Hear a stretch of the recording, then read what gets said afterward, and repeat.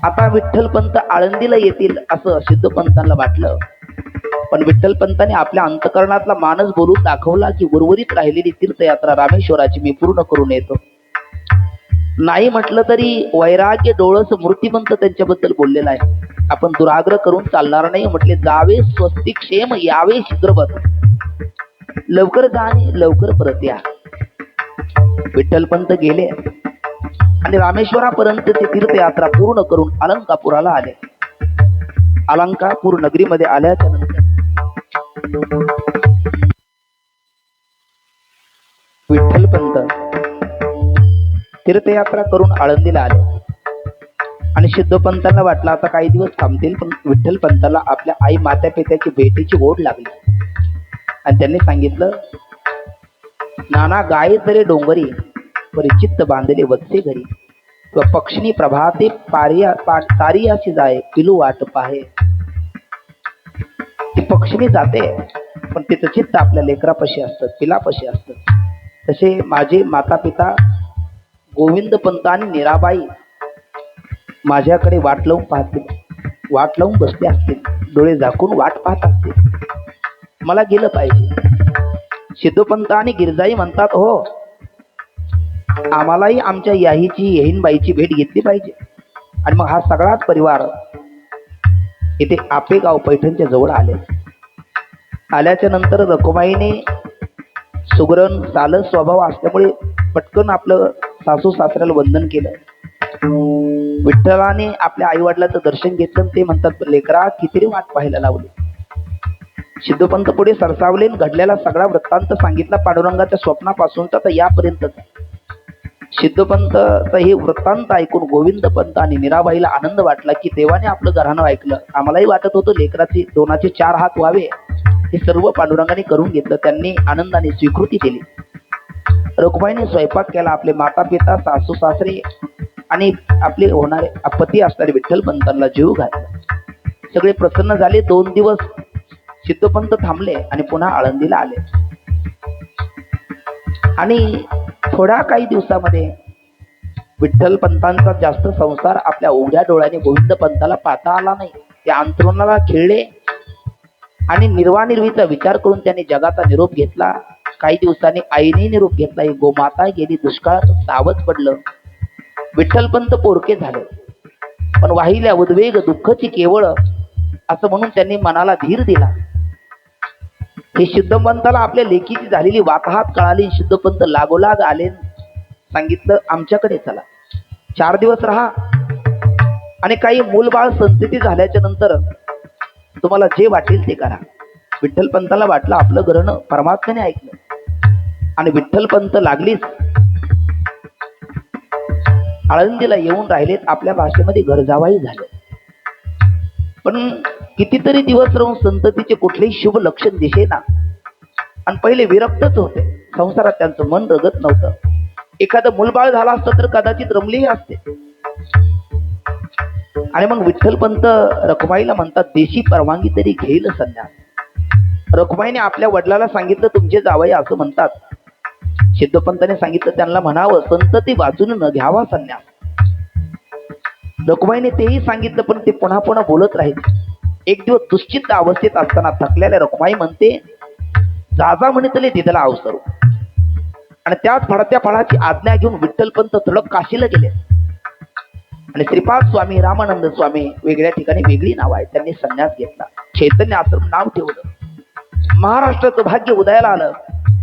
श्रीपाद स्वामी तीर्थयात्रा करण्याकरता आले. नेमके आळंदीला आले. आपल्या कपाळाचं कुंकू फक्त शोभेचं आहे म्हणून रखुमाई त्या सुवर्ण पिंपळाला प्रदक्षिणा करत होते.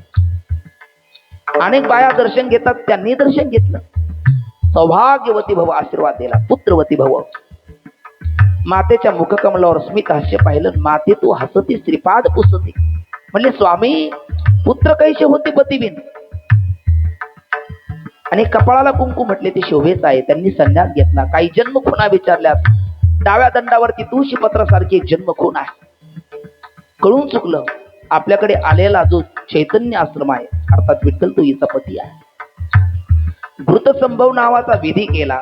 खरं खालून वर जाण्याची आश्रमात पद्धत आहे. ब्रह्मचारी, ग्रस्त, वानप्रस्थ, संन्यास. संन्यासातून ग्रस्तात येता येत नाही, पण अपवादत्व स्थितीमध्ये त्याला प्रायश्चित्त आहे. वक्ते बाबांनी मुक्ताख्या ब्रह्मचित्काला नावाचा ग्रंथ लिहिलेला आहे, त्याच्यामध्ये घृतसंभव नावाचा विधी सांगितलेला आहे. आणि तो घृतसंभव नावाचा विधी केला तर एका संन्यासाला सुद्धा आपत्कालामध्ये पुन्हा ग्रस्त आश्रम स्वीकारता येतो. नामदेव महाराजचं प्रमाण आहे, दंड कमंडूल घेतला हातीचा, केला उभयताचा मेळपाक. आणि मग ही पुन्हा आळंदीला आले.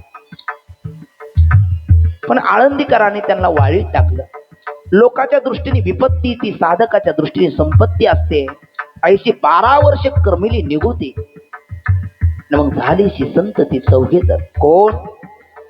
जनाबाई महाराज सांगतात, सदाशिवाचा अवतार स्वामी निवृत्ती दातार, महाविष्णूचा अवतार सखा माझा ज्ञानेश्वर, ब्रह्मा सोपान तो झाला भक्ता आनंद वर्तला, आणि आदिशक्ती मुक्ताबाई दासी जनी लागे पाय.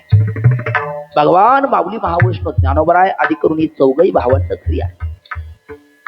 सिद्धेबेटामध्ये वास्तव्य करत असताना आनंदाने काही दिवस निघून गेले. लेकरं हळूहळू लहानची मोठी कधी झाली कळालीच नाही. कधी त्र्यंबकेश्वरला, कधी त्या केंदूरला, आणि कधी आळंदीला ही मंडळी राहायची. नंतर विठ्ठलपंत म्हणतात, ग्रस्त आश्रम संन्यासातून ग्रस्त आश्रम आपण घेतला. आपल्या कर्माची शिक्षा आपल्या लेकराला नको म्हणून 6 जणांनी एक सभा घेतली आणि आळंदी करायला म्हणतात, द्याल ते प्रायश्चित्त मान्य करू म्हणती 6ही जणे. पण द्वेषापोटी आळंदी करणारा निर्णय दिला, देहांत प्रायश्चित्त असे बोलिले, विचारून भले हित करा. आणि विठ्ठलपंतांनी घरी आल्याच्या नंतर रखुमाईला सांगितलं, मी येतो, लेकराची काळजी घ्यायला तू समर्थ आहे, तुझ्या डोळ्याने मी आपल्या लेकराचं भविष्य पाहिल. पण रखुमाई म्हणते, नाही स्वामी, ज्याने चोच दिली तो दाना देतो. जिथे तुम्ही तिथे आम्ही, निरोप कसला माझा घेता, जिथे राघव तेथे सेता, मी देखील येणार. आणि रखुमाईने निरोप घेतला विठ्ठलपंत. आणि रखुमाईने निवृत्ती दादाच्या उशाला काही चिटुरी लिहून जगाचा निरोप घेतला. आपले आई वडील सद्गुरू साधक हृदय संजीवनी बाबा आणि मारुती बाबा काय म्हणत असतात, शास्त्र म्हणिल ते सांडावे, ते तराचे इतरण मानावे, घे म्हणतले आन म्हणावे विषयी विरू.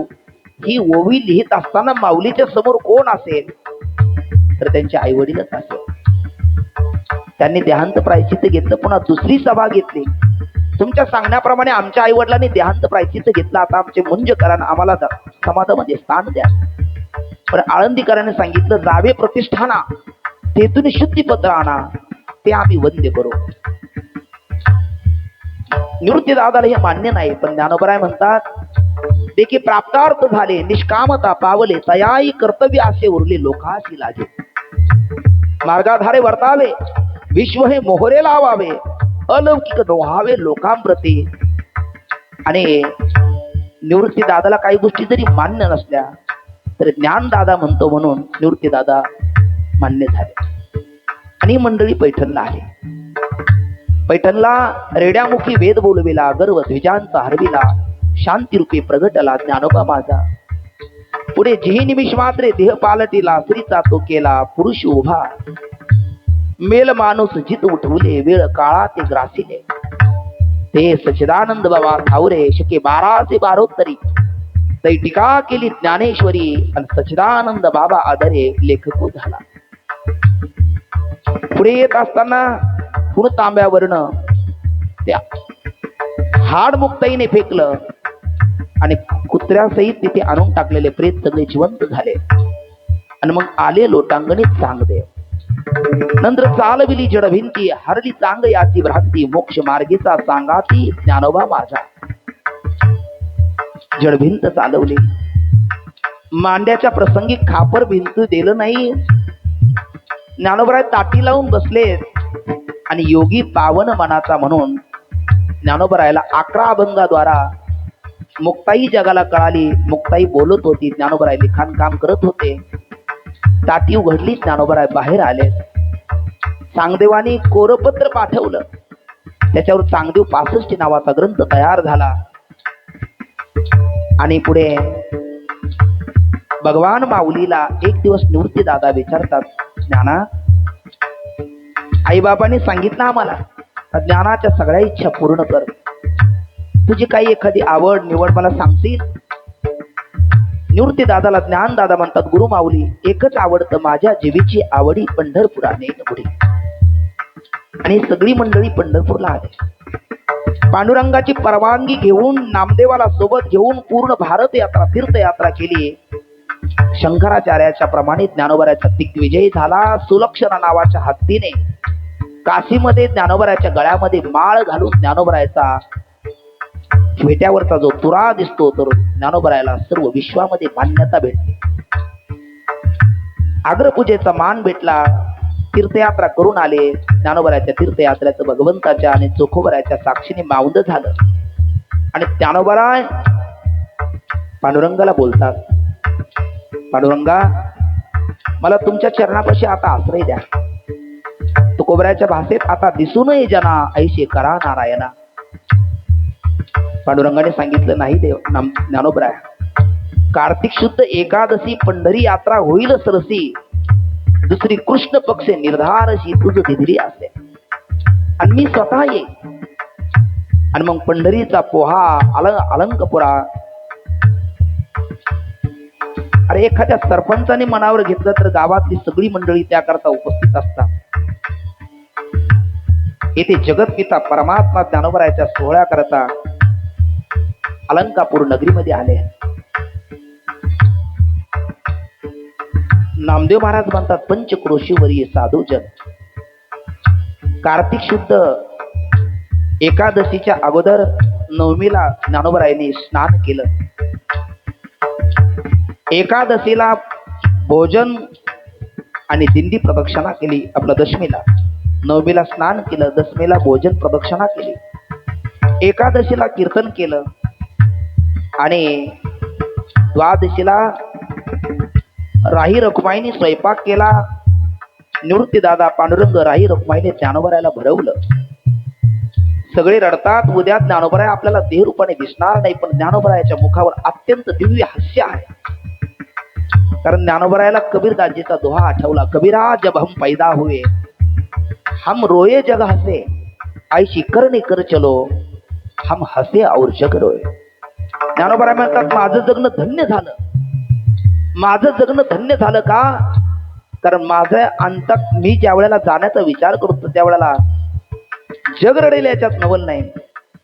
जगदीश्वर परमात्म्याच्या डोळ्याला अश्रू आहे, यापेक्षा अजून कोणतं जगणं असलं पाहिजे. आणि मग तो दिवस, ती घटका, तो पळ जवळ आला. कार्तिक शुद्ध त्रयोदशीचा दिवस उजाडला आणि मग उठविला नंदी शिवाचा ढवळा. नारा विटा गोदामादा यांनी नामदेव महाराजांचे 4 पुत्र यांनी समाधीची जागा स्वच्छ केली. ज्ञानोबराया यांच्या एका हाताला जगतपिता परमात्माने आणि दुसऱ्या हाताला निवृत्ती दादाने धरलं. देव निवृत्ती याने धरले दोन्ही कर, जातो ज्ञानेश्वर बैसावया.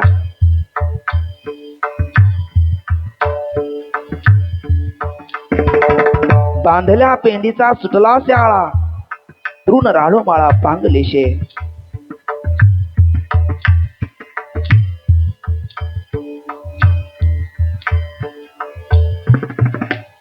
निवृत्ती दादा स्वतःला सावरत होते. ज्ञानोबराय जाऊन आसनावरती बसले. जाऊन ज्ञानेश्वर बैसले आसनावरी. पुढे ज्ञानेश्वरी ठेवी येली. नदीच्या मासा घातिले माजवण, तैसे जन्मन कालावले. ज्ञानोबरायाच्या समोर पांडुरंग परमात्मा आहे आणि सद्गुरू निवृत्ती दादा आहे. दर्शन तर दोघांचंही घ्यायचं, पण आता पहिला मान कोणाला द्यावा? पण सत्संग कधी वाया जात नाही. कबीरदासजीचा दोहा आठवला. तो गुरु गोविंद दोनो खडे, काके लागो पाव, बलहारी गुरु देव की चिनू नये गोविंद दियो बताय. पहिले निवृत्ती दादाचं, नंतर पांडुरंगाचं दर्शन घेतलं आणि समाधीचा दरवाजा बंद करण्यात आला. नामामने देवा लोपला दिनकर, बाप ज्ञानेश्वर समाधीस्थ. नंददीप लावलेला आहे. नामामने संत कासावीस सारे, लावी ती पदर डोळी असे. सगळ्यांना परमात्म्याने सावरलं. निवृत्ती दादा ज्यावेळेला प्रवृत्तीवर येऊन रडतात, देव म्हणतात दादा तुम्ही जर असे रडायला लागल्याच्या नंतर चिमुरडी मुक्ताई धाकला सोपाना याला कोणी सांभाळेल? कधी प्रवृत्तीवर न येणारे निवृत्ती दादा भगवंताला म्हणतात देवा उफराट वागायचं तुम्ही आणि सांगायचं आम्हाला पुन्हा. अरे ज्येष्ठाच्या आधी कनिष्ठाचे जाणे केले नारायण उफराटे. मायबापे आम्हा त्यागेले तेव्हा आईचे दुःख तेव्हा झाले नाही. आणि तुम्हाला माहिती आहे का हा ज्ञाना कोण आहे? निवृत्ती दादा बोलतात हा ज्ञाना कोण आहे म्हणजे खर तर आई बापाने सांभाळ करायचा असतो, गुरुने सांभाळ करायचा असतो, पण आमचा सांभाळ या ज्ञानाने केला. ह्या गुरुनी ज्ञानपराय देवाबद्दल दिलेली पोच पावली आहे. म्हशीच्या कासेमध्ये गाईच्या कासेमध्ये गोचिडही असतो आणि गाईचा बछडाही असतो. गोचिड 24 तास असतो पण गाईचं रक्त शोषण करत असतो. गाईला तो आवडत नाही पण तो कासेला सोडत नाही म्हणून तिथे राहतो. बछडा शेतकरी सोडेल तेव्हा सकाळ संध्याकाळ असतो पण 24 तास गाईच्या चित्तामध्ये बछडाच असतो, गोचिड नसतो. गुरुच्या भक्ती बाबतीमध्ये आपल्या जीवनामध्ये आपण तर कायम गुरुचं नाव घेत असतो, पण कधीतरी गुरुने आपलं नाव घ्यावं हा जीवनातला शिष्याचा खरा विजय असतो. आणि निवृत्ती दादा म्हणतात माय बापे आम्हा त्यागेले जेव्हा आईचे दुःख तेव्हा झाले नाही. की निवृत्ती दादा भगवंता समोर ज्ञानदादा बद्दल बोलतात. पांडुरंगाने सगळ्याला सावरलं. पांडुरंग परमात्मा एकांतात गेले आणि एकांतामध्ये जाऊन भगवान परमात्मा ज्यावेळेला रडायला लागले भगवंताने आपल्या अश्रूला वाट मोकळी करून गेली. तिकडून रखुमाई आल्या, देवाच्या खांद्यावर हात ठेवला. देव दचकले, पाकतात डबडबडले डोळे. आणि मग रखुमाई म्हणते सगळ्याला सावरण्याऐवजी तुम्हीच रडायला लागला, शोभतं का तुम्हाला? डोकं काय गहाण ठेवलं का? भगवान परमात्मा म्हणतात रखुमाई मी जगत पिता जरी असलो तरी आज मला रडू दे, अन्यथा मला वेळ लागेल. मला वेळ लागलं तर विश्वला वेळ लागण्याकरता वेळ लागणार नाही. मी रडतो जी हस्ती करतात ते सामान्य नाही. कोण आहेत ज्ञानोबर आहे? जगत जननी रखुमाईला जगत पिता परमात्मा पांडुरंग रखुमाईचा ज्ञानोपदायाचा परिचय करून देत असताना बोलतात देव म्हणती रुक्मिणी हा एकच योगी देखील नाही हे ज्ञान संजीवनी जाणत रे लोक्याशी. धन्य धन्य धरा तरी जो याती दृष्टी निहाळी तो वाहत येईल टाळी वैकुंठ भुवनासी. जो करील याची यात्रा तो तारील सकळही गोत्रा सकळही कुळे पवित्रा याची दर्शने होती. आणि मग आई साहेब बोलतात धन्य धन्य जयाची कुशी ज्ञानदेव जन्मले. ऐसे सांगता हरीसी वा प्रेम ओसंडले रखुमाईसी. आणि त्यावेळेला म्हणे धन्य धन्य जयाची कुशी ज्ञानदेव जन्मले. त्या आईची कुस धन्य आहे जिच्या उदरी ज्ञानोबरायांनी जन्म घेतला. ज्ञानोबराय समाधीस्थ झाल्याच्या नंतर ही सगळी भावंड आणि पांडुरंग सगळीच मंडळी पांडुरंग परमात्मा पुढे सोपानाच्या समाधीचा दिवस ठरला.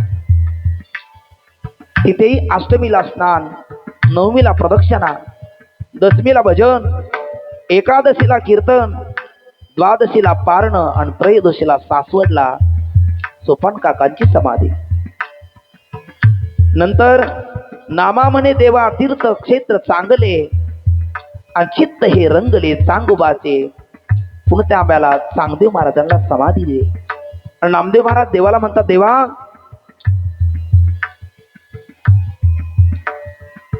आणि मग नामदेव महाराज भगवंताला म्हणतात माय भूमी यांची पाहू आम्ही डोळा चलावे गोपाळा शीघ्रवत.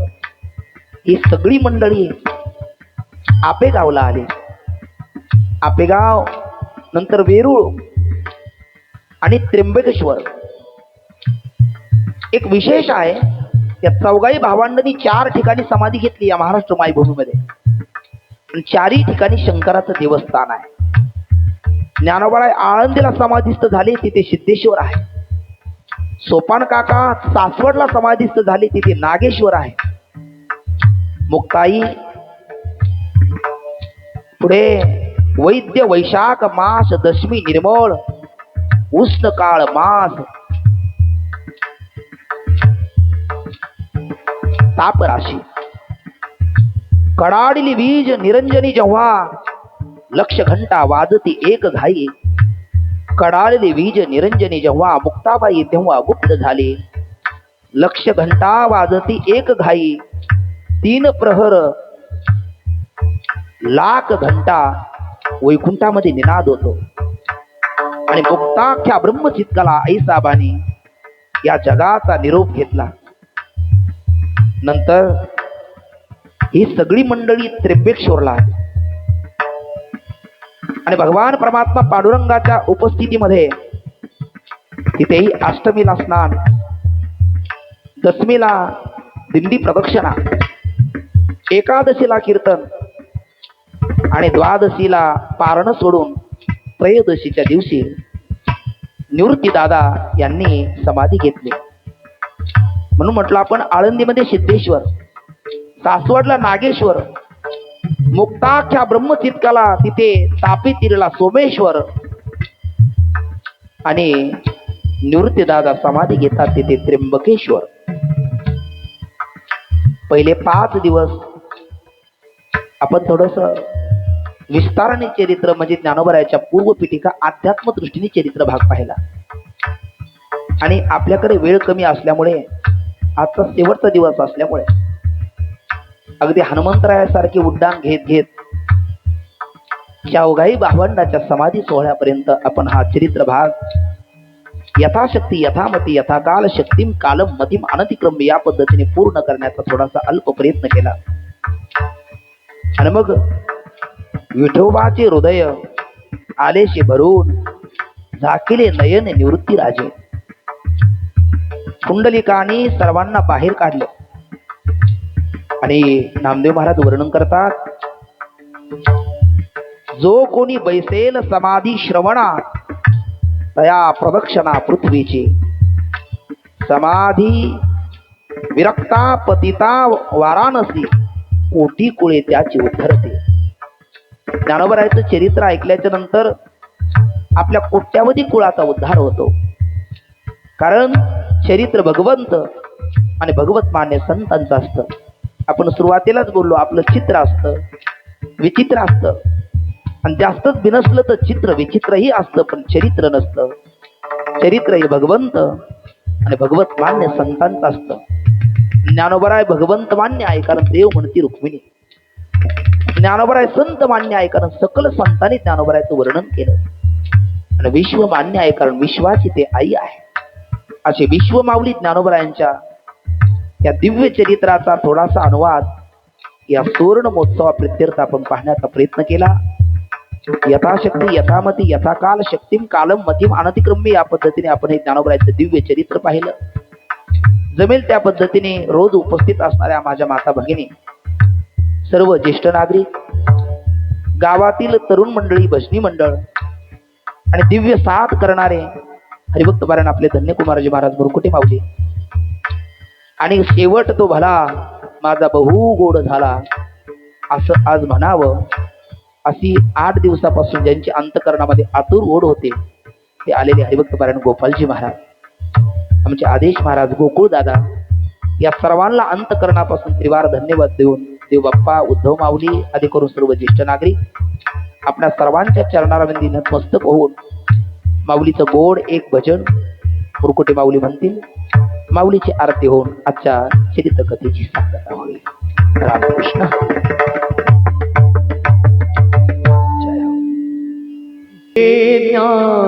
ज्ञानदेव श्री तुकाराम, श्री ज्ञानदेव श्री तुकाराम, श्री ज्ञानदेव श्री तुकाराम, श्री ज्ञानदेव श्री तुकाराम, श्री ज्ञानदेव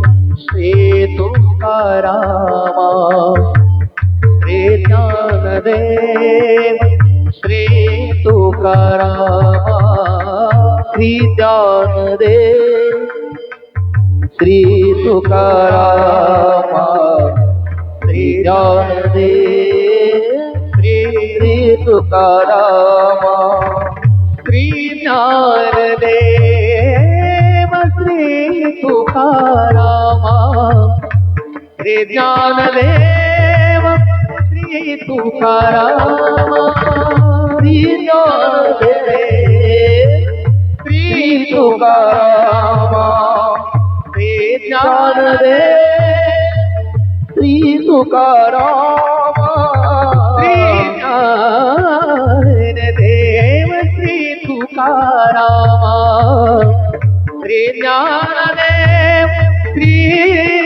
तुकारामा श्री ज्ञानदेव श्री तुकारामा श्री ज्ञानदेव श्री तुकारामा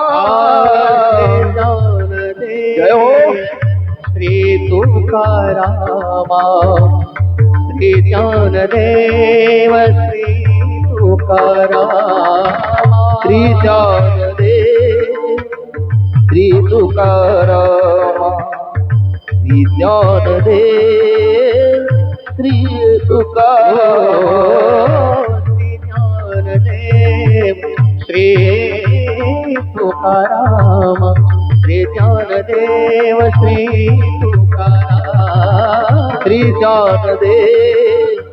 श्री तुकाराम श्री ज्ञानदेव श्री तुकारामा जय हो श्री ज्ञानदेव टाळी वाजून तुम्ही पण बोला. श्री तुकाराम जय हो.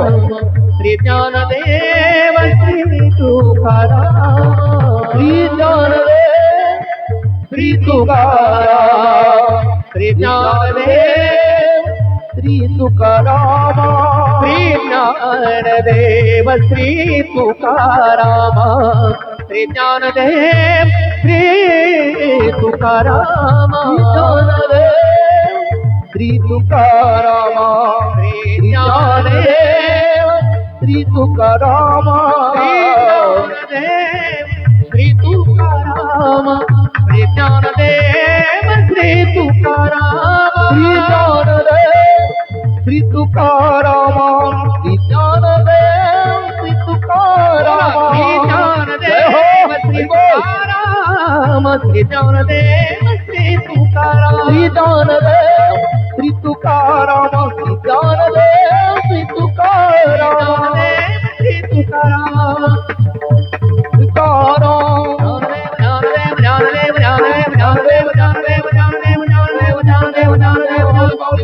माऊली माऊली माऊली माऊली माऊली ज्ञान राजा कोणी आरती आणली असेल तर पुढे या मी सगळ्यांनी आरती करता उभ्या राहा. पुरुष वर्ग माता वर्ग सर्वजण उभे राहा. शेतटी धरिला रहिवास विश्व तारावया लक्ष्मी निवास ज्ञानेश्वर रूपे धरिले निज वेश वर्म जाणे तया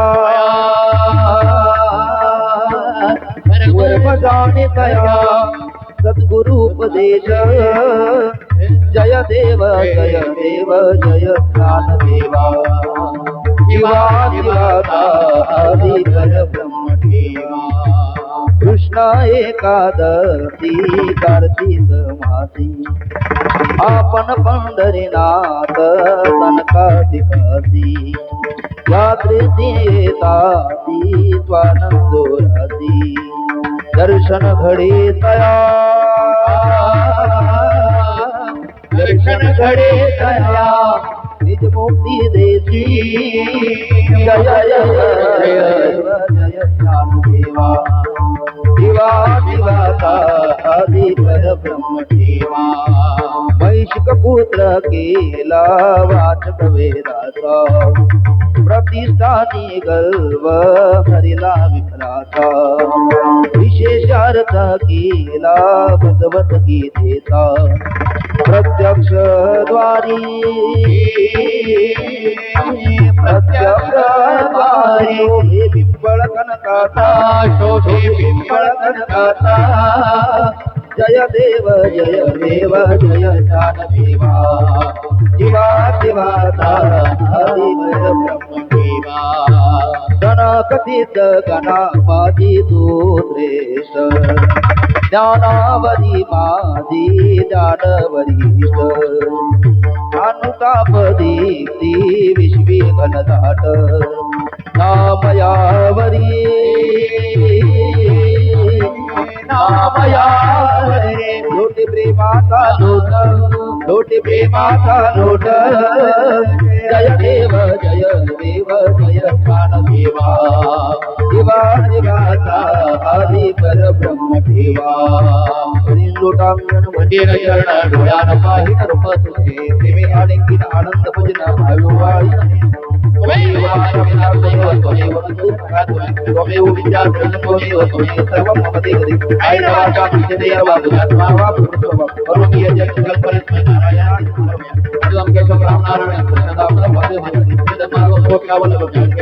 हरे राम राम राम हरे हरे कृष्ण कृष्ण कृष्ण हरे राम राम राम हरे हरे कृष्ण कृष्ण कृष्ण हरे हरे पुंडली विठ्ठल श्री ज्ञानदेव तुकाराम पंढरीनाथ भगवान माऊली ज्ञानेश्वर महाराज की जय जगद्गुरु तुकाराम महाराज की जय सद्गुरु जो महाराज की जय धर्मवीर संभाजी महाराज की जय राजाधिराज छत्रपती शिवाजी महाराज की प्रभु जय रामचंद्र भगवान भगवान की जय गोपाल कृष्ण भगवान भगवान की धर्म की जय हो अधर्म का नाश हो प्राणियों में भावना हो विश्व का कल्याण हो ज्ञानेश्वर महाराज की जय